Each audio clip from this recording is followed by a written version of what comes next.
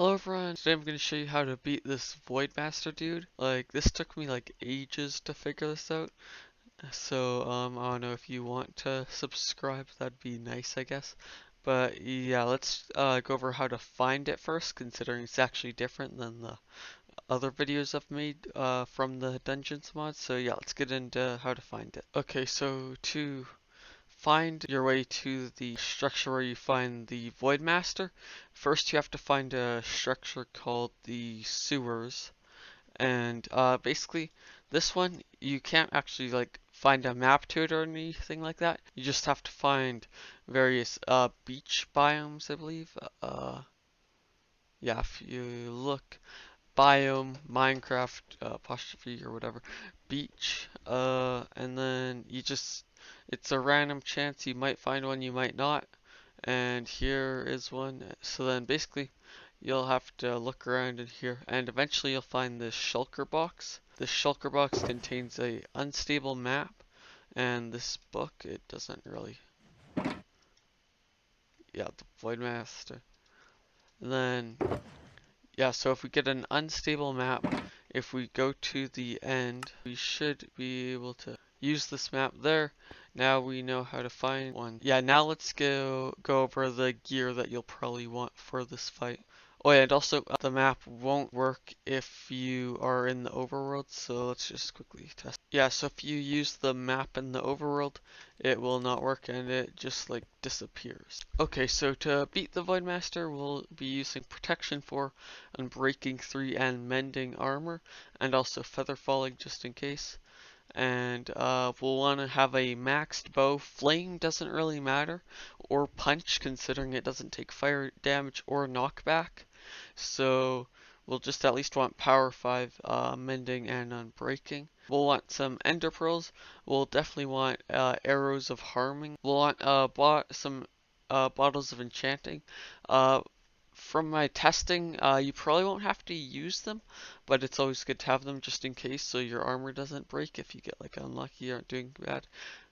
You don't actually need a sword, but like an important thing is it doesn't actually take any damage from melee weapons. Like here, if we take a bow, there we did damage with the bow. Now if we take a sword, we actually don't take any, it doesn't take any damage.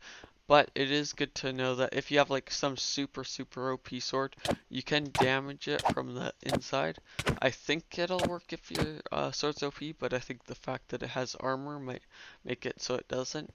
But yeah, you can damage with it with a melee weapon if you are inside of it. And also another important thing about the boss is that this redstone barrier that I've marked out, that wasn't here. This basically just marks how close you have to be in order for it to not regen. So like if you just look here, it's about 9 blocks in from once you enter and in a circular area around it. So you'll want to make sure while you're fighting it that you are inside of this area here so that it doesn't regen. And okay, so we'll want Turtle Master potions probably. This is just so that we can heal up a bit and regen. And we'll want quite a few of these. We won't use them all. I could probably get rid of these 4. Maybe just use these 5. I don't know. But yeah, we won't need all of these, but it's good to have extras. Our only food source we really want to use is golden apples, because it would just be a waste to try and use golden carrots, honestly, since it's so strong. Oh yeah, also for gear that we'll probably want to set up a few beacons over here so that we can have resistance, um, resistance, jump boost, regen, and speed. We don't really need strength, but I just have it there so that I can get the regen off of that beacon. So yeah, we'll definitely want to have resistance 2, speed 2, jump boost 2, and regen, so that it'll make it much easier to maneuver around. You should take a bit less damage. Oh yeah, and for the harming arrows, we'll probably only end up using a stack and a bit. You might want to have some extra just in case, but I doubt you'll end up using all of these if you have this many. but yeah, of course it's good to have extra. Oh yeah, and also another mechanic, you can't actually place any blocks within the area. That's why the beacons are set up just outside of this area.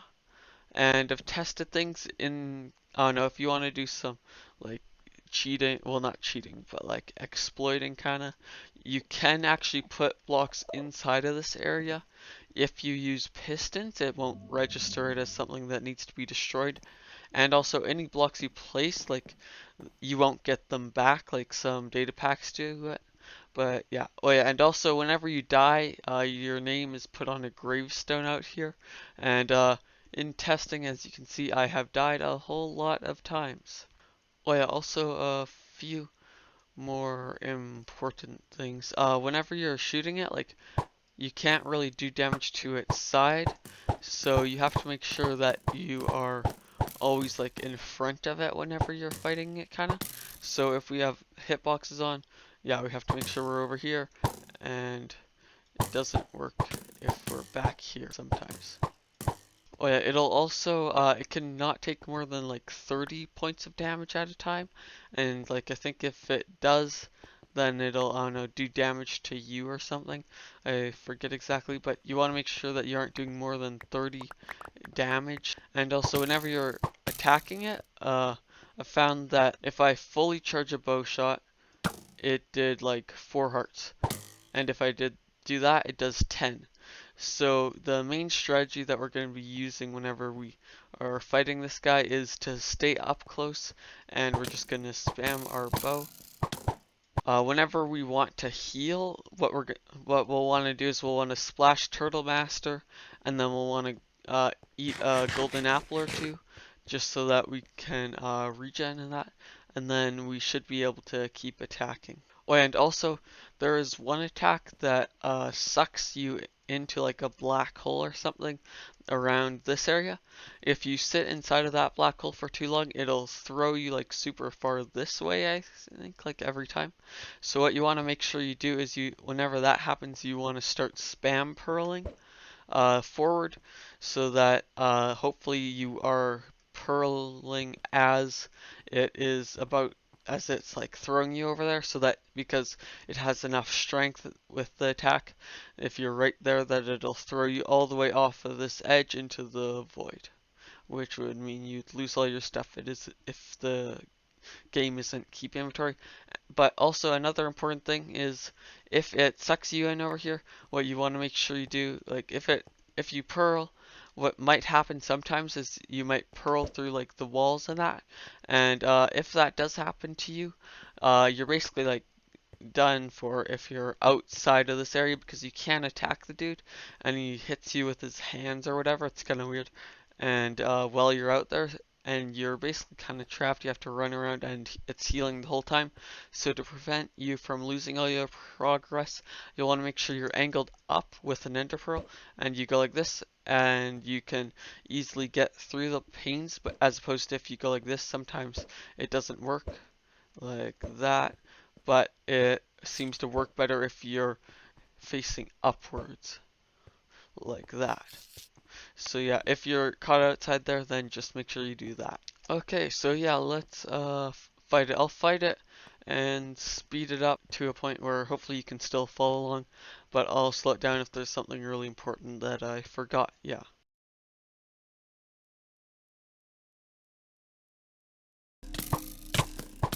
Oh yeah, the laser attack that it does, it is an entity, as you can see, so it is going to be a bit harder for you to attack it while it's shooting that laser, because your arrows will most likely be hitting that. Also, as it takes damage, it has different phases. So whenever it is at about above 66%, well, whenever it has full to this, it'll just be to 60%. It'll just be the same as it is currently, but once it gets below 66% of its health, it'll start doing more damage and have a few more things that it'll do. Okay, so now we want to start spam pearling. there we managed to get lucky, and our pearl landed just as we were getting teleported away. Let's splash our first turtle master potion so we can get all healed up. And right now it's below 66%, so now it is attacking us with 3 lasers from all the eyes.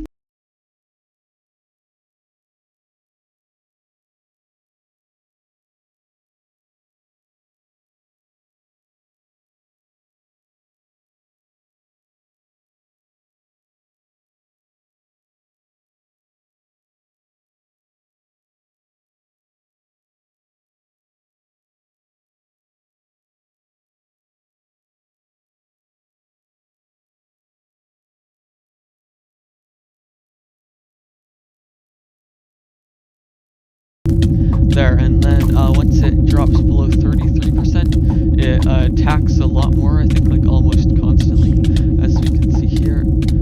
And also it takes twice as much damage, so we gotta make sure we attack quick before it kills us, because it is doing a lot more, and also it takes a lot more. There, we killed it, and we got the advancement. But yeah, so now we can see what it dropped. So basically, first off, it drops a enchantment, just a random enchantment, so it can be from an enchantment mod as this one is, and it drops an L level, which I believe is 50 if I remember my Roman numerals correctly, but it can be any enchantment. So if you're doing this on a vanilla, or well, a vanilla other than this mod, you could get prot 50, sharpness 50, looting 50, any sort of good thing like that. But just an important thing to note is you'll need some sort of mod that allows you to use enchantments above the base level, because without any mods, I believe, to fix that, what'll happen is whenever you try and apply it to something, let's just say we're putting it on the sword, which doesn't work, but it'll take the 50 level enchantment, it'll add it on, but it'll only be the max level that like vanilla or whatever can have. So like let's say this was sharpness, I don't really know what this enchantment does, but let's say it was sharpness, it would put sharpness 5 on this instead of 50. So I believe I don't know many mods that do fix this, but I know Quark is one of them, so you can just like disable all the features in Quark but then just have the enchantments work, I believe. So then you'll be able to add the level 50 enchantments, and also with dropping the level 50 enchantment, it also drops this Void Tome, which basically there it shoots the Void Master's laser kind of thing. And here, let's see, what can we summon? There, so if we just have an Iron Golem, here we'll test the Void Tome, and let's see, how long does it take us to kill this guy? There, it took us that long to kill him with this thing, and if we try it again, and let's just use a netherite sword. We have strength 1, 2, which is important to note. It was a lot easier with strength 1, but yeah, I think it's pretty good. It's not insane. And also if we go into survival, as you can see, it'll start using a lot of durability.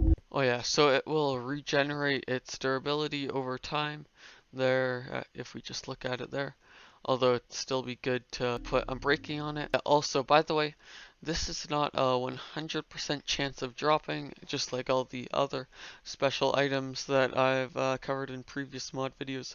But basically, the chance of it dropping is 33% times the number of players, and it goes up to like 100% or 99 whatever. So if you have 3 people fighting it total, then you should have a guaranteed chance to drop it.